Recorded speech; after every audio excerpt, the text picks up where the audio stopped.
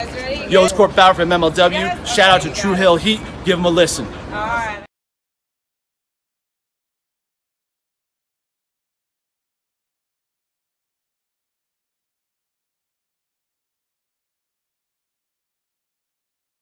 This is M-Dog20, Matt Cross, and you are listening to True Heel Heat.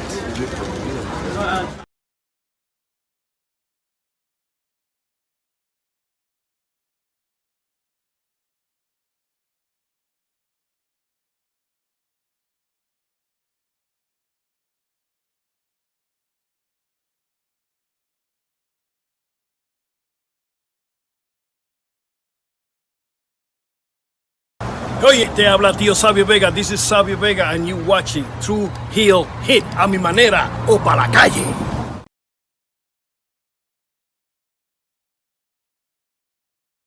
Alright, this is Danhausen here, very nice, very evil. You are watching True Heel Heat. Probably should have had MJF do this, but here we are.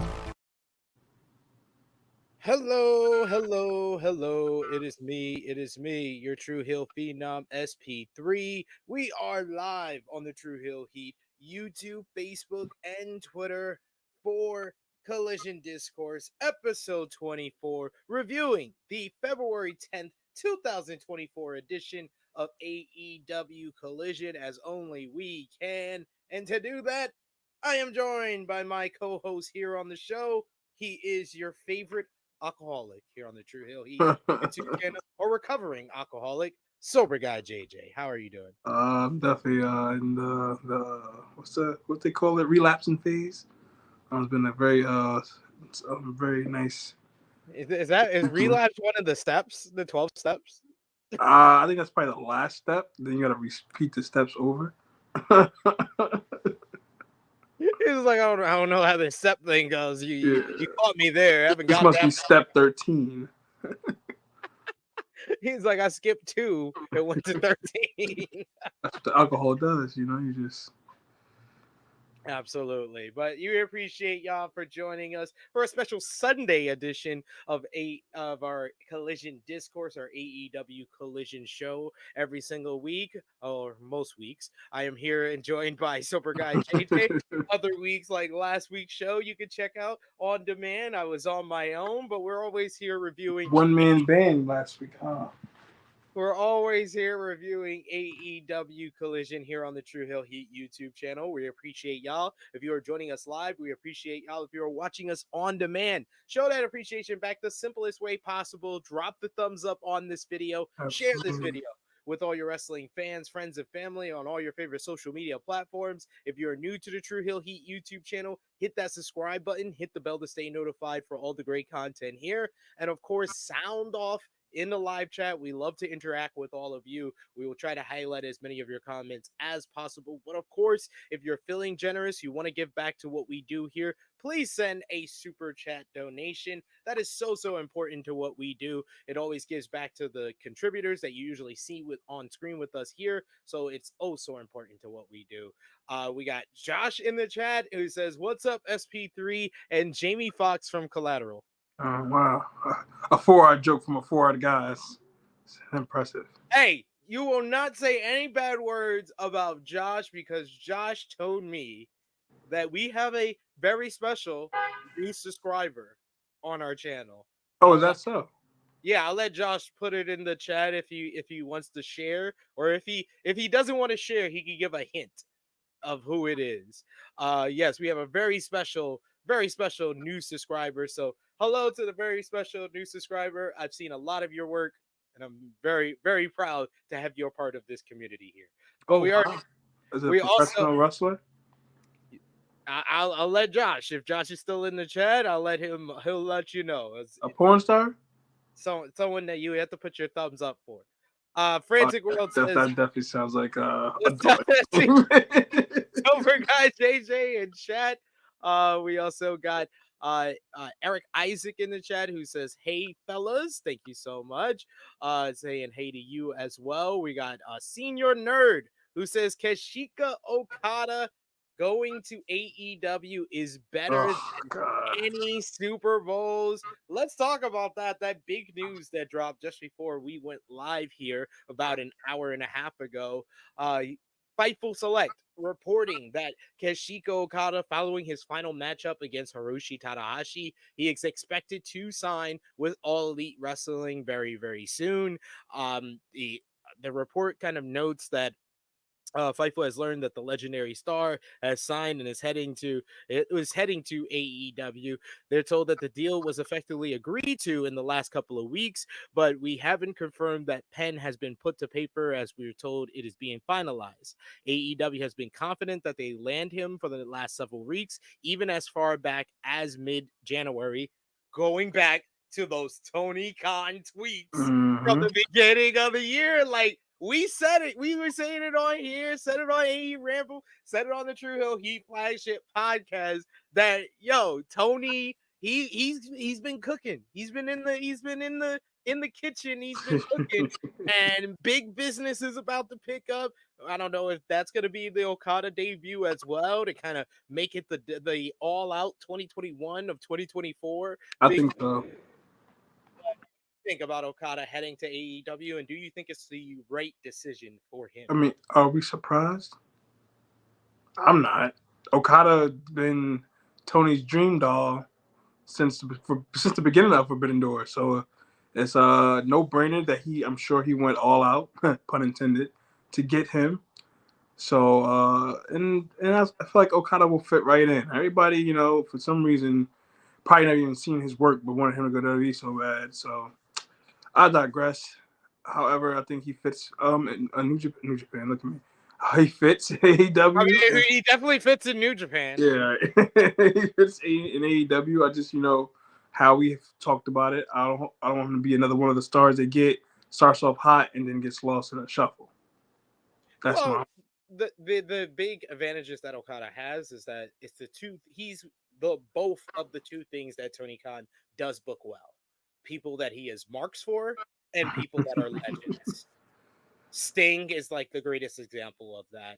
Like, everybody is like blown away by how well he's been booked over the last 3 years. CM Punk, for all his injuries, for all his backstage drama, he was always booked really, really well. Bryan Danielson, Samoa Joe, Christian Cage, like the list goes on and on. But you see, Christian started off slow.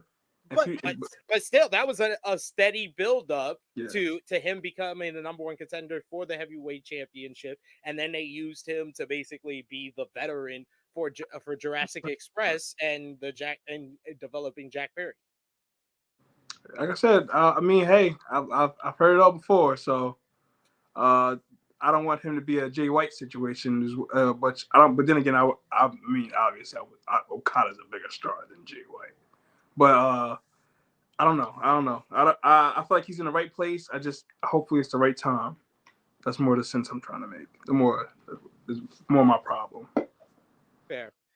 We got Trey Jones, who is correct. Ring, ring, ring. He is correct. It is Lisa Ann. If you follow Josh on any social media, you know he went to a signing. And if you've been following Lisa Ann, you know she's a big wrestling fan. And she's been following the whole WWE story. So Josh told her what he was doing yesterday on the True Hill Heat flagship podcast, and she became a subscriber. So shout outs to Lisa Ann. If Lisa Ann is watching one of my videos, I think that it's like Inception, because right. So much perfect. The roles have reversed. We also got Brandon F in the chat who says Okada would have been retired in my eyes if he went to WWE, so this news is much needed. We also got Frantic World who said SP3 is right once again. Thank you. We got Josh who says TK is great with booking guys he's marks for. So it's a great move. We also got Connor Mays who says, what do you have Okada do for 2024 if he does go to AEW? For me, I kind of want to see him get the Continental Triple Crown title. I think he should be considered one of the favorites to win the Continental Classic at the end of the year. As far as like the booking, I've said it on the True Hill Heat flagship podcast when the news came out that he was leaving New Japan Pro Wrestling and the possibility of him going to AEW was a thing. And I think I've said it on here as well. They have to book him like the Japanese Brock Lesnar. He has to be the Brock Lesnar of AEW, the final boss. Like one of the big dream matches of 2024 should be Okada versus Samoa Joe. Who's the real final boss of professional wrestling? That would be a fire match. Yo, that's Wembley for me. Like that has Wembley written all over it. The two final bosses that have never faced one another going at it. They might honestly. Well, no. Well, he signed with AEW. It's no longer a Forbidden Door. So yeah, that's definitely a match, though. Definitely, yeah.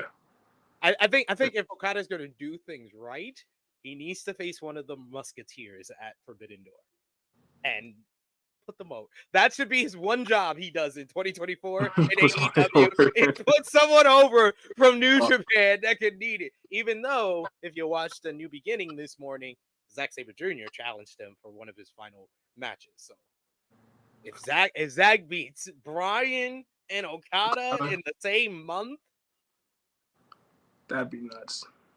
Insane. We'll talk more about New Beginning in Osaka tomorrow right here on the True Hill Heat flagship podcast. Me and Sanal will be reviewing the show, so join us live for that. We got Steven Chambers who says, may look like a rematch Okada versus Danielson, double or nothing. I don't see that. Yeah, I see Bryan being more of like a heel, and they're going to be building to Danielson Sabre Jr. After today's show. They have to be building that third matchup for Forbidden Door. We got Connor Mays who says, good thing the ROH world title is included in that then. Yes, absolutely. Absolutely. We got Big Man Dogs who says Umino is going to zombie no-sell the Rainmaker. Oh my God. Oh my God. That would be so awesome if he does the same no-sell he did against Ospreay against Okada on the Rainmaker. Give me all of that. Give me all of that. Connor May saying, for Wembley, can we get ZSJ versus Danielson 3? No, Nigel McGuinness has been trying to get healthy, Connor, for like a decade for this one matchup. If Nigel is healthy, we're giving him Danielson at Wembley. If not Nigel, Omega was supposed to verse him this last year, so Omega has second dibs. And if not Omega, then we could get to ZSJ3. I think that Forbidden Door is more of a fitting setting for that third matchup, though. We got, and he said 2 out of 3 falls as well. 2 out of 3 falls. We got, he says Edge and Christian versus the Bucks. I can see that. Swerve versus Ospreay. Give me all of that. And Okada versus Omega 5. Please get well soon, Kenny. Or is that too selfish? That might be too selfish. Okada, Omega 5. Then it's just like nothing's gonna follow that. How is that gonna be in the middle of the show? Yes, Power Driver finisher. I hope you are back here. I hope you are back here, sir, tomorrow when we review this show, because I hope y'all are prepared for me to wax lyrically and break down that matchup, because oh my God, what a match. My match of the year. Spoiler alert, my match of the year so far in 2024 happened this morning. Zack Sabre Jr. versus Bryan Danielson in Osaka. They had Japanese fans speaking English, doing chants in English. Oh, what a match. Sober Guy JJ should be back pretty soon, but let's get into last night's AEW Collision. Last night's AEW Collision took place from, I believe it was. See, this is what happens when I'm left to my own devices, and Sober Guy done left me alone. messed up my notes and now I erased where we are. But we're in Las Vegas because it's one day before the big game, the Super Bowl tonight. Hope you're gonna be watching. I am. But yes, it was in Las Vegas, Nevada, as we kicked off with the Blackpool Combat Club versus the stars of CMLL, Star Jr. and Espionage. This lacked a lot of heat. And the main reason that it lacked a lot of heat is because AEW has firmly established in this past week, from last week's AEW collision with the fantastic Bryan Danielson versus Cesaro matchup, but Bryan won. Then on Wednesday, the trios matchup of the BCC versus CMLL stars, BCC won. And then here, I'm like, you're not even facing like one of the top major stars. You're not versing the Volador Jr. You're not versing the Mystico. You're not versing the Hechicero. You're versing kind of like the mid-carders from CMLO. I know they're not winning. So they looked impressive at times with their acrobats, but this was just a fine little matchup here, a nice little blend of styles.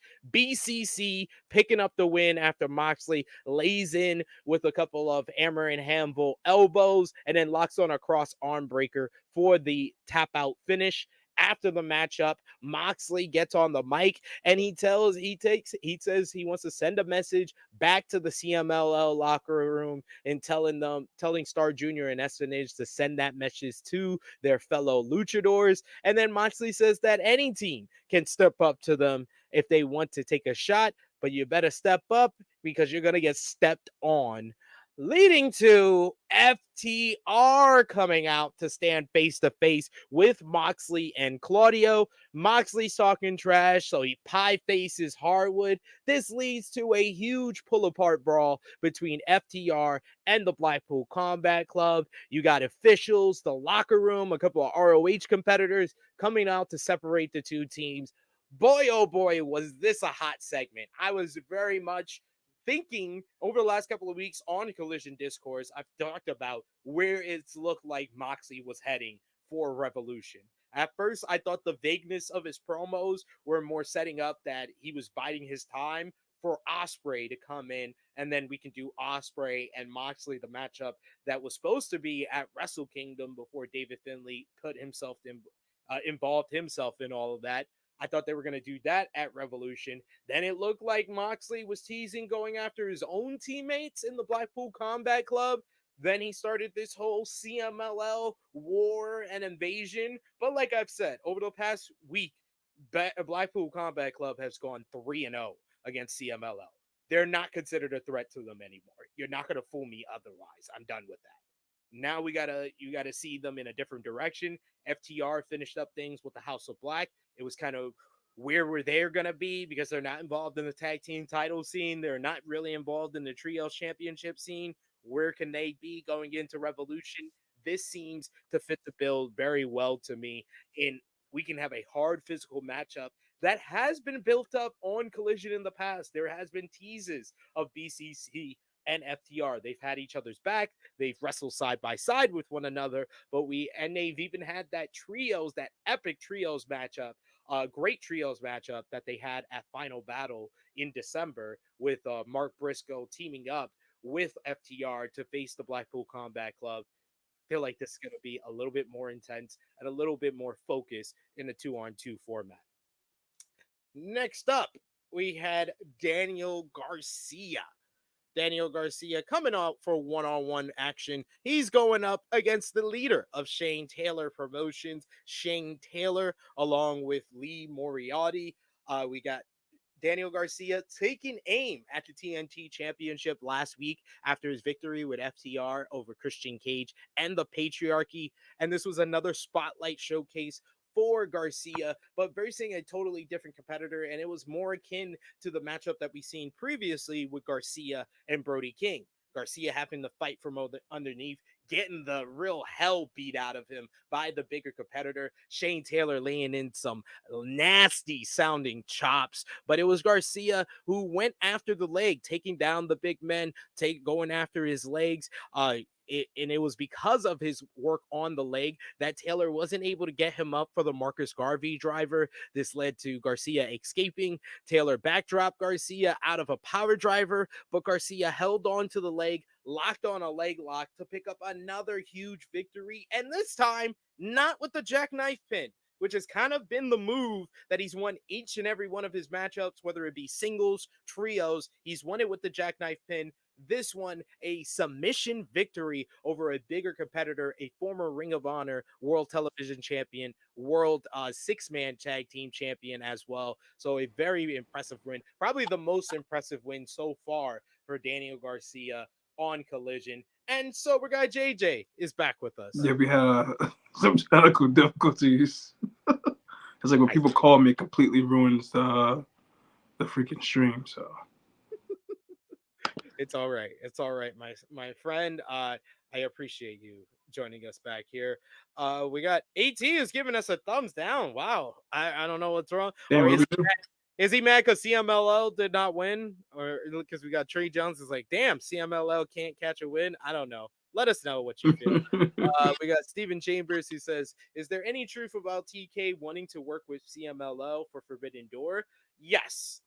Yes, that's what it seems like. He said that in an interview that he wants to work with CMLL and New Japan for this year's Forbidden Door. Which it would have been nice if you gave CMLL a damn victory then.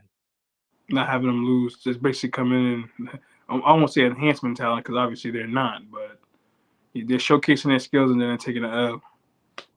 Yeah, they just firmly established that CMLL is like not on the level of BCC. Because Frantic World mentions here CMLL are 2-0 on Rampage, but no wins on Dynamite or Collision because Of course, the show nobody watches. They've been facing Blackpool Combat Club, which they have firmly established going 3-0 are just a level above the CMLL. So much for those fantasy booking of BCC invading Arena Mexico and shit. Sheesh. We got Trey Jones says, I kind of want to see STP in the tag division. And we got Frantic World who says Shane Taylor needs that hashtag All Elite. It was confirmed by Fightful Select this week that Shane Taylor is signed with AEW. And I felt like this was one of his stronger showings. What did you think? Dan Garcia match. Yes, I didn't know how to absorb the match at first. I'm like, this is kind of a weird clash. But it turned to be a really good match. Like I said, one of his strongest showings I've seen so far. Because the showing I thought was going to be the thing that happened for him when he fought Joe, but Joe basically beat his ass. So, but yeah, this was definitely one of his strongest showings, and I feel like they're trying to do something with him because he's getting shown a lot more. So I would assume maybe something leads up. I don't want, again, another wrestler to be enhancement talent. So especially him, like he's a freaking beast. Like, why is he out here tapping like that to Daniel Garcia? Like, the hell are we doing? But anyway. Yeah, when I heard the Shane Taylor song, I was like, it's got to be Lee Moriarty, right? No? You're right. That's what I thought. Yeah, it was Shane. I mentioned it while you were gone, but I wanted to ask you, what did you think about the BCC and FTR pull apart brawl? That should be a dope match. Especially those styles going at it. Like, I'm assuming it's going to be in their home state of North Carolina for Revolution. That's going to be something. That could be a really, really, really good match, especially with Moxley, Claudio against that the right pairing of Moxley and Claudio out of the BCC to face FTR. That should be a good match, a really good match. Agreed there. But let's go to the next segment. They got a quick recap of what went down with Sting and Darby winning the tag team titles on Dynamite and the bloody assault by the Young Bucks afterwards. And then we go backstage to Lexi Nair. She is with the AEW Continental Crown Champion, Eddie Kingston. And Kingston was disgusted at the Young Bucks' actions on Dynamite. And he compared it to Danielson's actions last week on Collision, stealing the spotlight from Brian Keefe. Kingston challenges Danielson to a Continental Crown title match at Revolution, where he says one caveat. He says that Danielson must shake his hand if he loses, and he laughs at the thought of Danielson pretending to respect him if he wins. This was a great promo by Eddie Kingston, and the match graphic was released following this promo announced by Tony Khan. It is official. Another banger to what should be a tremendous card that me and the sober guy will be live there Yes, for. sir. AEW Revolution in Greensboro, North Carolina. Eddie Kingston defending the Continental Crown against Bryan Danielson. How have you thought about the build so far for this matchup? And what did you think about what Eddie had to say here? We discussed it probably like maybe 2 weeks ago on Collision about how this is probably the direction they're going in for Revolution, and yes, please. I honestly feel like Bryan's gonna win this. But Kingston added a stipulation that's kind of like but I feel like he's not carrying around all three belts for a very long time. So for him to have had one inaugural is enough. So just to get him losing one belt against Bryan, who's on his final year, why the hell not? Yeah, why not? Why not? We got here next up. We got in the chat Steven Chambers, who says Kingston versus Danielson Revolution. Yes, please.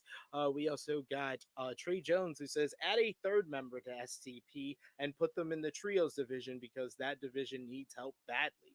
I agree. I know that was also put in the report that talked about him signing with the company, that there is kind of talks about adding more members to STP. What do you have anybody that you could think of that they I could thought add? of Brian Keith, but I'm like, nah. Yeah, he just got there. Yeah, that's why I was like, nah. It's sad that we're so programmed to think every black person should be together. But I don't know. Negroes. Let's put all these Let's put all Negroes these guys together. Let's put together. all. But I mean, no, I don't know. I don't know. Like, I don't necessarily have to. Obviously, it doesn't necessarily have to be a black guy. But I got two people. okay. The Gates of Agony, because Swerve's about to be Black Stone Cold. The end. The people. He doesn't need the whole crew anymore. Shit, let Keith Lee see the light. Let him join up. Man, like, actually have to be doing something. Remember I said that weeks ago about them being a tag team, Keith Lee and Shane Taylor? Take it back to Ring of Honor days. Well, it still is Ring of Honor. Pretty boy killers. We got Power Driver Finisher, who says Daniel Garcia really isn't for me in a certain position to be a formidable wrestler. I don't know if that's for everybody, but he definitely is picking up a lot of momentum since the Continental. Very much. Has to go to show, man. You could be one of the best wrestlers in the ring. Can go. When it's bell to bell, we don't have any. No, obviously we know what you could do. Once you add an element of character to you, it takes you so much farther, and that's what happened with Daniel Garcia. With a lot of wrestlers, not even just him. It's in general. Yep. Bryan, one of the greatest the greatest technical wrestler of all time. Until he fully got that yes gimmick and everything, he became larger than life. Yeah, hit his biggest superstardom. There you go. Someone called Sober Guy. It's going to be all fucked from here on out. Next up, we had a handicap matchup. Brian Cage with Prince Nana going up against the Outrunners. 2-on-1 handicap matchup against Turboy Floyd and Truth Magnum with Chance the Gila Monster, the Knights, the Midnights. I don't know, the Golden Knights. The Golden Knights, yes.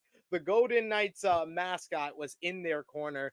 But this was Brian Cage matching what Hook did last week and making easy work of the Outrunners, putting them away. He actually won with a submission this time, with basically like a prism lock with his foot on one of the Outrunners' head.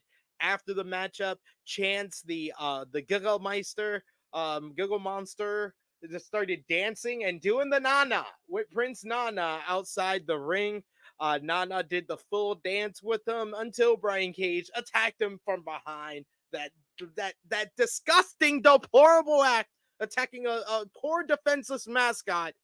This led to Hook coming out to brawl with Brian Cage to the backstage area. No pull apart for this one because it came too soon after the whole FTR and BCC segment of the show here. But hey, I think, yeah, yeah, I was about to say, I think, server guy once again having the technical difficulties because people keep calling him. We got in the chat here, Steven Chambers, who says, "Poor Vegas Golden Knights mascot, poor guy. He had some moves. You had to give it to him though." We also got Shane, Frantic World, who says Keith Lee and Lee Johnson. Okay. Yes. But next up, we had the Undisputed Kingdom backstage. They had a little chat with Tomohiro Ishii ahead of his main event matchup against Orange Cassidy.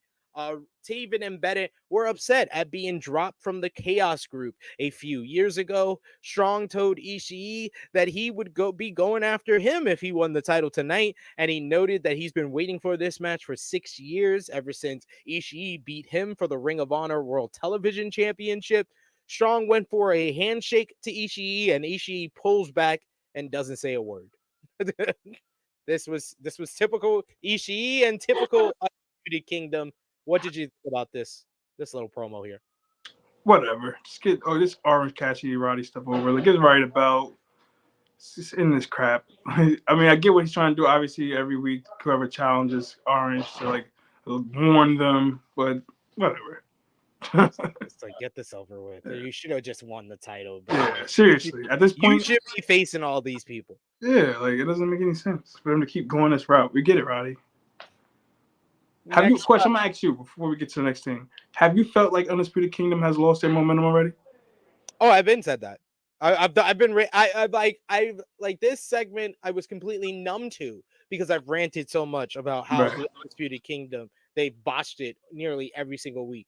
Like, this week's Dynamite was the best week they've had on Dynamite so far, and all it was a 20-second segment where they beat up someone backstage. But they listened to me because I was like, what happened to beating people up and people fearing you on the roster? You just stop doing that once you take off the mask? The mask, right. And then they listened to me and they did that. I was like, okay, good week.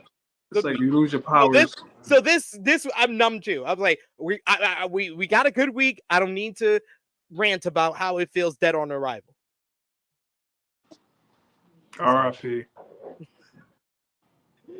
Next up, the Adam Copeland. It comes out to address the crowd. He wants to talk about the rankings and the AEW title scene. Tony Schiavone notes that with both Swerve Strickland and Hangman Adam Page facing Samoa Joe at Revolution, Copeland was next in the rankings and had his pick of titles to challenge for.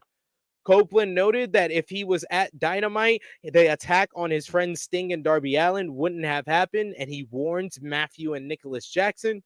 He noted that the other champions were otherwise booked. He says, I could challenge for Orange Cassidy, who's always ready for a fight, but he has Roderick Strong right now.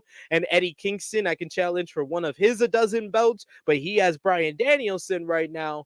But then there's Christian Cage, and he has unfinished business with him. And this brings out Daniel Garcia. Garcia notes that the both of them have been picking up a lot of wins as of late, with him scoring a win over the Patriarchy last week. He said, it was me that did that. Garcia says that he wanted a shot at Cage and the TNT title, noting that he would fight through the line if it meant holding the gold. Copeland said that something had to give, but he says that he has some respect for Garcia because FTR has spoke very highly of him. So he was to challenge Garcia to a match on Dynamite where the winner gets a shot at Christian. Garcia says he accepts, and this leads to Copeland shaking his hand and pulling him in close and telling him that he would have kicked his face off if he was any other person, if he didn't wrestle earlier in the night. And he says that come Wednesday, you're trying to take food off my family's table, and you won't like that. And he says, be ready on Wednesday. Number 1 contenders matchup. The winner will most likely face Christian Cage for the TNT title at Revolution. The Rated R Superstar the Rated R Superstar Adam Copeland versus Daniel Garcia. Who do you think is going to win that matchup? And what did you think about this promo here? I loved Adam sunning him. We all know what this is leading to. Obviously, it's going to be him and Christian at Revolution. Like, come on now. I don't know. People Garcia think it's was gonna be a triple fun. threat. I'm not holding my breath. I mean, maybe it can go in No, another direction. they can't do another one. It's Yeah, either so- gonna be either Garcia beats Copeland and Yeah. faces Christian and then probably beats Christian too. But they're not gonna drag out. They're not gonna drag. I don't see them dragging out them. The Edge and this Adam and Christian feud. That's true. That is true. I don't know. I'm interested. We got Emmanuel who says a little darkness from Cope. I like to bring him back more of that edge to him. But I like the matchup of him and Garcia. That should be dope. That should be another good showing. The main absolutely. event on Wednesday. I think so. We got Frantic World in the chat who says it's Adam Copeland. So this was very good. We also got Trey who says it's probably gonna be DG versus Christian. There's a lot of people who believe that Garcia is gonna win on Wednesday. All right, guys, don't set yourselves up for disappointment on Wednesday. Don't be like the Cody crybabies, bashing Adam. yeah, don't be that. Don't be those guys on Wednesday. The Garcia tears. You know, I don't want to hear that. I don't want to hear that on Wednesday. Oh, yeah, Brandon hurt himself. When this story's been being told for months, I don't want to hear it. Got some points. Points were made. We go backstage to Chris Statlander, Willow Nightingale, and Stokely Hathaway. They were backstage with Renee Paquette. Hathaway said that Sky Blue and Julia Hart could hang out all they want around hot topics he says, but that didn't make them badasses. Statlander and Nightingale wanted Hathaway to get a match signed, as Willow says that she's laughed with Sky Blue. She's been friends with Sky Blue. She's even danced with Sky Blue, but she's never faced Sky Blue. They want Hathaway to make the matchup, and Hathaway says that Tony Khan has his number blocked, but he'll borrow Renee's phone later, and Renee says hell no. But the match is made later in the show. It's going to be Sky Blue versus Willow Nightingale this Wednesday on Dynamite. What did you think about this promo here? Stokely Hathaway. He's been Stokely's great. That was great. The only gripe I had with this was like what's the name sounded so cringe on them. So cringe cutting that promo. Chris Statlander. It just I wasn't feeling it. Stokely was the star of that promo though. We get another Battle of the Booties on Wednesday with Sky Blue and Willow Nightingale. That should be a good one. They are dragging this feud. They are dragging this feud now. Like what else you guys? I was like, man, we thought she was going down one lane when we started seeing Thunder Rosa. Yeah, we thought she's too going much down now. that lane. Then she made a left, and we thought she's going down the Serena Deeb lane. Now she made a whole U-turn back to Chris Statlander and Willow Nightingale. And now, it's too much. I don't know. Maybe that TBS women's contention is so thin, but they gotta do something. Hopefully, a certain star add some life back to the women's division. Well, that section of the women's division or something, because I don't see her going right for that title when she gets there, the main title. So, somebody could put some money on it. I don't know. Maybe we'll see. No, big business is about to pick up. Yeah, big business. Next up, we had a grudge matchup as the House of Black, represented by Brody King, went one-on-one with our good friend Mark Briscoe. This one, man, I really enjoyed this matchup. These two guys just went out there and beat the absolute hell out of each other. This was a brawl right from the get-go. You had Briscoe wanting to use weapons throughout the matchup. He always wants to use weapons, like using the chair as a catapult and stuff like that. At one point, Rick Knox kind of admonitors him for that, and he says, "Boo this man!" And everybody booed Rick Knox. It was so great. So great. We also get note from Nigel McGuinness that the Briscoe family is expecting an 8th child. God damn. Gee, why the motherfuckers don't want to pull out these days? It's just like a normal to just like, wow. You get Briscoe getting thrown into guardrail. We get the crossbody attempt. He tries for a crossbody on Brody King and he slams him into a chair by the guardrail. Back for commercial. King hits Briscoe with a boss man slam for a near fall. Briscoe fires back with some big chops and forearms, sending King into the corner with a flying forearm. Briscoe gets the 10 punches in the corner before King boots him to the floor. Briscoe does a corkscrew moonsault where he lands on his feet. That looks smooth.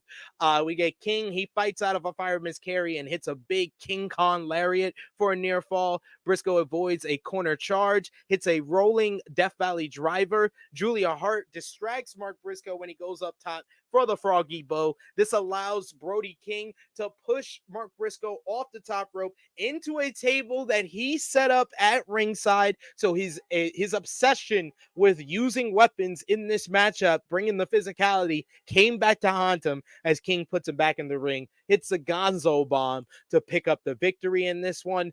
After the matchup, King basically picks up Mark Briscoe. He holds him up. He holds Mark Briscoe up for Julia Hart, who stabs the man right in the forehead with a spike. A giant fucking railroad spike jabs him in the head.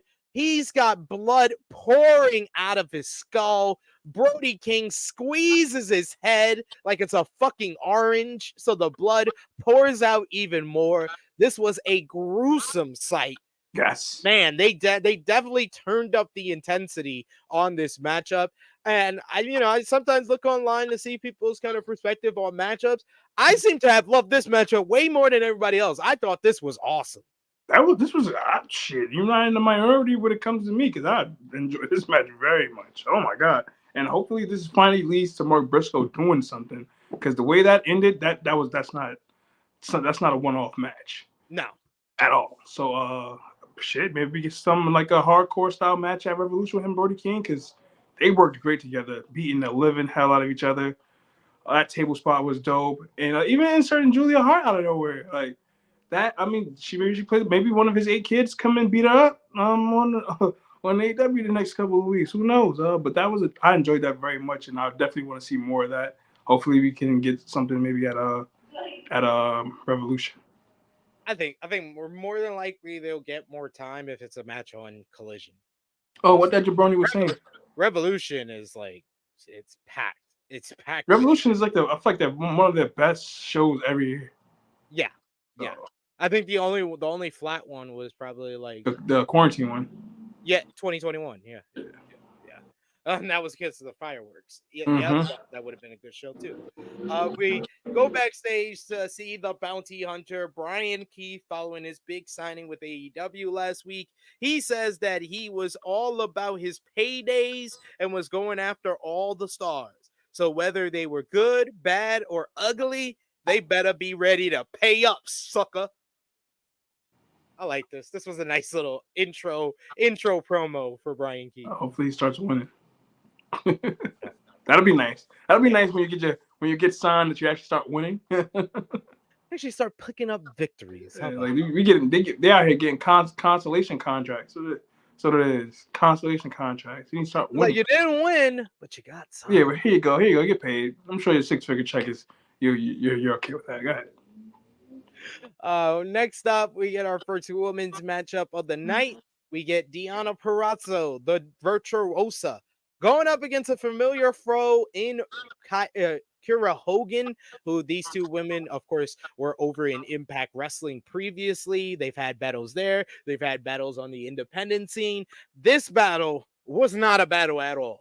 This was a glorified squash match. It went longer than a squash match should go, but literally, Kira Hogan got like 3, maybe 4 moves, but every single time she would have offense, Deonna Purrazzo would cut her off, put her in a submission, work over the arm, or just put her in a submission. At the end, she puts her in Venus de Milo to get the victory. As Deonna is leaving the ring, timeless Toni Storm comes out for her next matchup. But before we talk about that, we should note in this matchup with Deonna and Kira, it was announced by the commentators that AEW Collision will not be airing next week, as it will be the NBA All-Star Weekend. So we won't be having Collision Discourse next week. I know everybody's sad, but we will be doing stuff over on the True Hill Heat Sports YouTube channel. Absolutely. And as well, give you another cliffhanger for the rest of the show, because we got about 5-10 minutes left. Got a special announcement about True Hill Heat Sports for the end of this show. Yes. But what did you think about Deanna and Kira? Kira got a fat ass next. Seriously? Squat. I mean, it's nothing to talk about. It's like it was just there. It's just gonna keep having Deanna look strong heading into her Revolution match. This did nothing for Kiera Hogan except for getting some TV time. God bless her. I have other things to say, but we're not. not gonna get on this subject. But yes. Then Tony will go on to show her how to actually have a proper match. Well, because this was double the time. This is double the time that the previous match got, as it's timeless Tony Storm going one-on-one with Queen Aminata, low-key the workhorse of the AEW women's division for 2024 so far. So I knew that putting her in the ring with timeless Tony Storm, we would get a little bit of the stardom Tony Storm. And what we got was a very hard-hitting matchup. Aminata, just those strikes that she gives, like the kicks to the back, and just just the way that she lays in those strikes is just so well done. She's just so good for being so young in her career. And these two women really went at it. You get Tony Storm catches her with a DDT at one point. She goes for a power driver, but Aminata reverses it, catches her with the air raid crash, which is only the second time she's hit that on AEW, for a very close near fall. Really, commentary sold that as her being on the verge of victory. Aminata goes for her own hip attack, but Storm is ready. She trips Aminata on the way in the corner and then hits Sweet Cheeks music. She follows up with Storm Zero for the victory in this one. This was a good matchup here. Tony Storm, after the matchup, she gets on the mic and she applauds her outstanding show of technical brilliance. And she announces that she will be premiering her new film, Wet Ink, on Dynamite on Wednesday. And Wet Ink obviously will be a film referring to the tattoos of her, or as she says it, the tattoos, the tattoos of her and Deanna Purrazzo. I think this is like the best the best rivalry she's done so far. We're still in the midst of it, but the Deanna Purrazzo rivalry seems like the most effort AEW has put into a women's title feud in a very, very long time, since like Rosa and Baker. And it seems like it's adding more and allowing Tony Storm to, when the bell rings, to actually wrestle and not too much worry about the character work. Yes, and because now I feel like because of the character, the person who she's wrestling against, feuding with Deanna, she's trying to prove something. So, so she's out there going wrestling like her old Stardom days and all of that, and I very much appreciate that, because again, you can have a character and still be great in the ring. I know sometimes people want to play more to the character, but if we wanted to see that, we can turn on Mondays and Fridays. I feel like AEW is based off of wrestling, but still having that element of a character with wrestling. That's what the fans. That's the alternative. Taking more wrestling. So I like this whole Tony Storm stuff. And like you said, yeah, even Tony's been champ for months now, and this is like one of the first things I feel like, oh, this is gonna be a feud, like something that's they can help make that title feel more important. Because honestly, since Paige had it, I felt like it was just going down and down. Tony gets the belt back. It's like now it's like there, and then hopefully with the Deanna stuff, like it makes it feel important. Like that's the whole problem. Like they can have the belt, it's cool, when the title make it feel important. Make it feel prestigious, and and you also what's been the issue with me with a lot of the AEW women's title feuds is it's just been two wrestlers going after a title. Yeah, that's it. There hasn't been a lot of stories. They're number one contender. They stare down the champion for a few, and match happens, go on to the next. Yeah. Like, this is an actual story. It's based off their history. It's based off real life. They have legs to this, and it's getting over Deanna at the same time, further establishing Timeless Tony Storm's title reign. We do have a super chat donation from the great Will Chisholm. Thank you so much, Will. We appreciate the support. So we'll give you one of our drops here that we use. You fucking mark! Will says, it was nice to see Julia Hart back, but is she hurt? Because it felt like they was building up a title match with Thunder Rosa. That is a good question. That makes me think, like, if they are going, maybe they're going in the direction of a tag team matchup at Revolution because Julia might be hurt. But the irony, right, that the person that we thought she was going to feud with, Thunder Rosa, as soon as she was hurt, they took the title right off her. But, you know, you got a little white blonde hurt, and she's still holding on to the belt and stabbing motherfuckers in the forehead. So this is one of those. This is the cases of not keeping the same energy. So I'm just saying, and I could be wrong. She might not even be hurt. Maybe they just don't have anything for her. Maybe they booked themselves into a corner, making her the champion. Who knows? I don't know. It's speculation. Don't listen to me. Yo, that was like a jump. You jump real quick. It's like if someone tell you like, oh, that white lady, she don't like black people. And then Jaquan go ask her, have you ever cooked fried chicken before? And she said no. He was like, I knew it. She's like, he's racist. It's like you just said one thing. It was like, oh, it validates. Just blew everything. Just blew up. Thank you so much for the super chat donation. Keep on coming through, guys, because final call for super chat donations as we wrap things up on this episode with the main event. Orange Cassidy defending the AEW International Championship against NJPW's own Tomohiro Ishii. And it wasn't I heard the announcement of Ishii versus Orange Cassidy earlier in the week, and it did not even add up to me that there was a New Japan show that morning. So I was like, wow, they didn't book him for the New Japan show, so Tony really booked him for Collision. This must be very important to him, or it has to be a very good matchup. Maybe we got another guy about to leave. I don't know. I mean, if Tony gonna complete the Infinity Gauntlet for 2018 New Japan Pro Wrestling, Tomohiro Ishii, he's the only one left, really. Him and Naito. That's it. That's it. Him, Naito. If you want to count Tanahashi, but Tanahashi's president now, so that's over with. Yeah. So he ain't going nowhere, guys. He ain't going nowhere for some years to come. But yeah, I had kind of like good expectations for this. I expected this to be a good to great matchup, but I felt like the crowd really elevated this one because they really got into the action when it really kind of broke things down. The match started off very slow. You had Cassidy putting his hands in his pockets. He hits Ishii with a drop kick, but Ishii didn't even budge. He sends Cassidy to the floor with a big shoulder block. Cassidy eventually scores with a shoulder block of his own after a couple of attempts, but his forearms did not have any effect on Ishii, and I don't think anyone no-sells forearms and strikes quite like Ishii. It fires me up.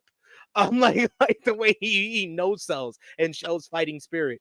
Ishii backs Cassidy into the opposite corner after every strike, which randomly Cassidy kind of just he's like, oh shit, I'm screwed. He's like, he realizes he's in the corner, so Ishii pops him in the chest with some chops. After a commercial, Cassidy fires up. He hits a stun dog millionaire followed by a tornado DDT.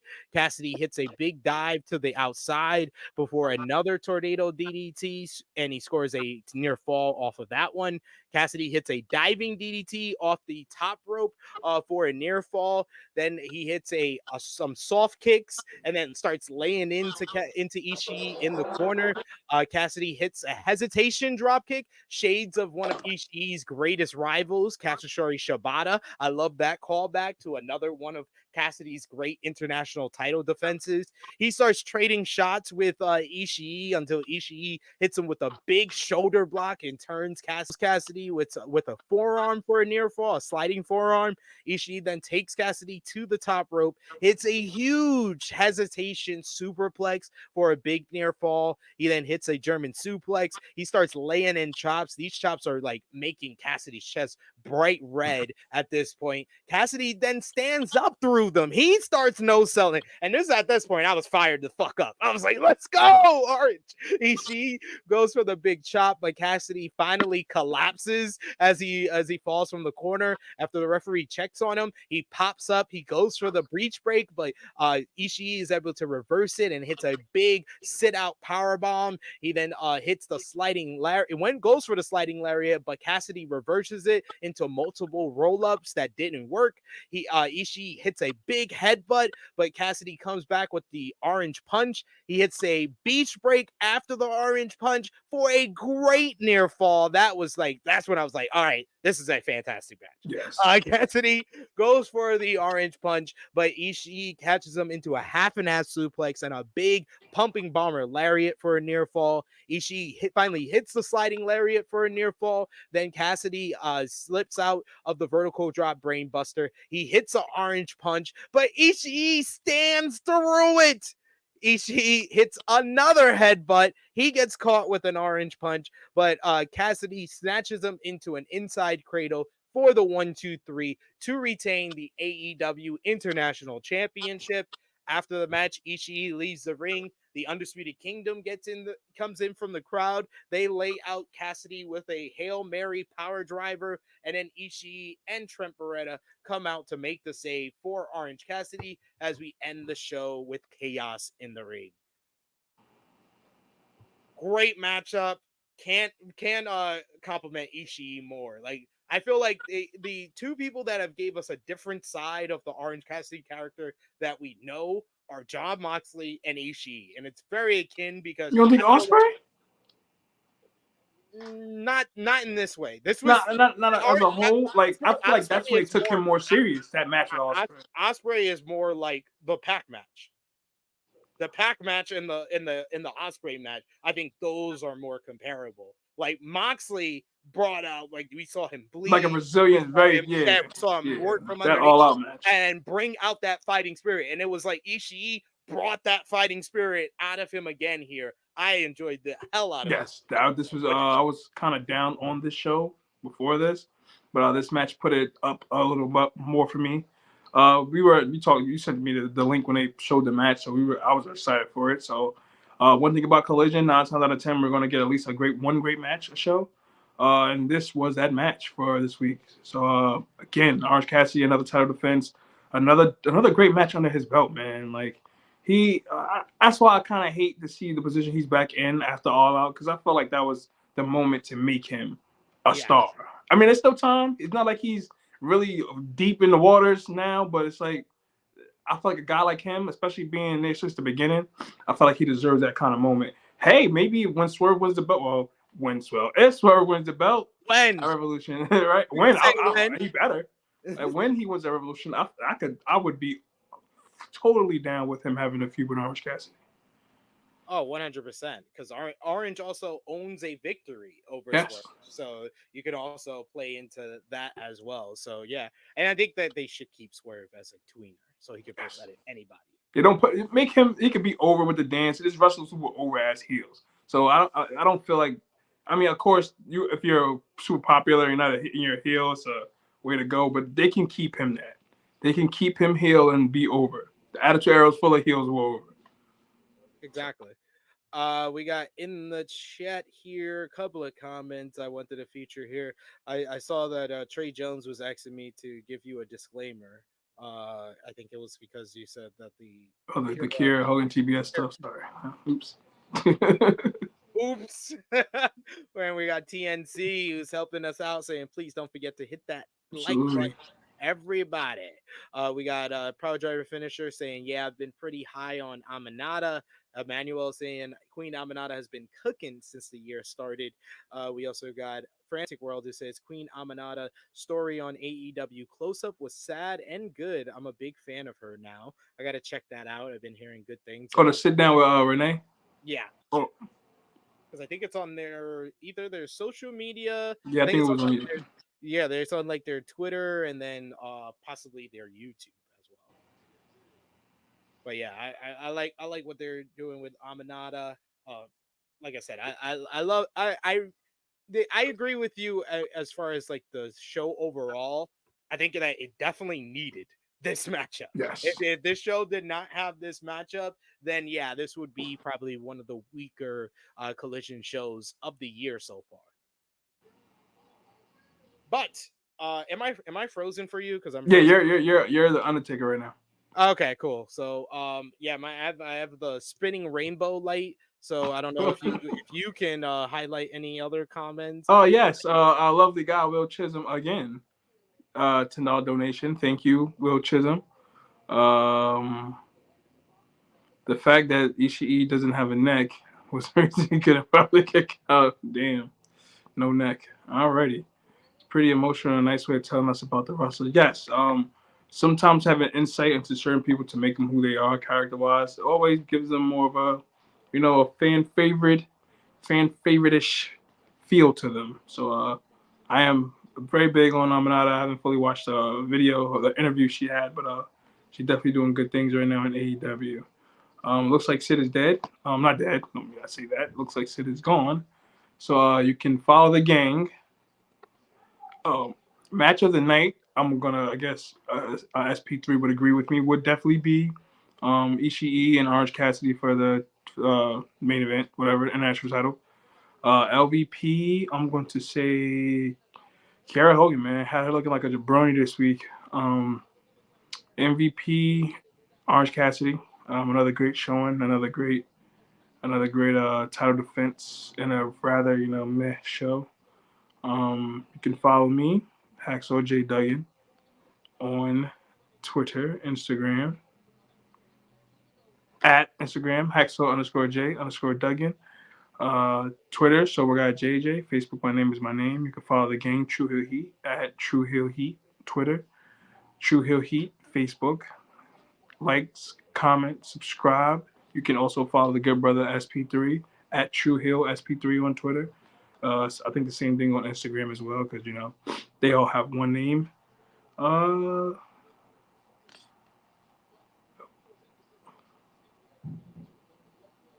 What the heck did I do? Oh, he's alive. He's alive, I think. Oh, he's not alive. He's gone again. All right, this is Sober Guy JJ, and this is SP3, wherever he went. Yes, Kiera Hogan got LVP because she got squashed. It wasn't a long match. Oh yes, and rating, I would give this show a 7 out of 10. The main event bring that up heavily for me because it was a mess show. Other than that, I mean, I enjoyed the Mark Briscoe and Brody King stuff, but for the most part, 7. I guess SP3 can let you guys know his rating and MVP. Oh, there you go. How about that? I was like, yo, I was getting so tight because I was like, I'm here, but I can't see anybody. I can't even see myself. Sorry about that technical difficulty. You already read the super chat? Yeah, the super chats, the comments. I gave my MVP, LVP, and rating. So if you want to do your Thug Dizzle. I'm going to give it a thumbs up out of 10. I'm going to give the show a 7.5. I think the main event. I was close. I gave it a 7. Yeah, I think the main event upped it by a full point because it was like at a 6.5 for me before the main event. And I will go with MVP for the show, Daniel Garcia, getting the win and then stepping up to Adam Copeland. Oh, yeah, I didn't put him. I should have. That's a good one, too. I'm going to go with LVP, the Outrunners, and the mascot. Match of the night, obviously, OC versus Ishii. Yes. So, thank you so much, Will Sism, for the super chat. I'll read it a second time. I don't care. Love the show.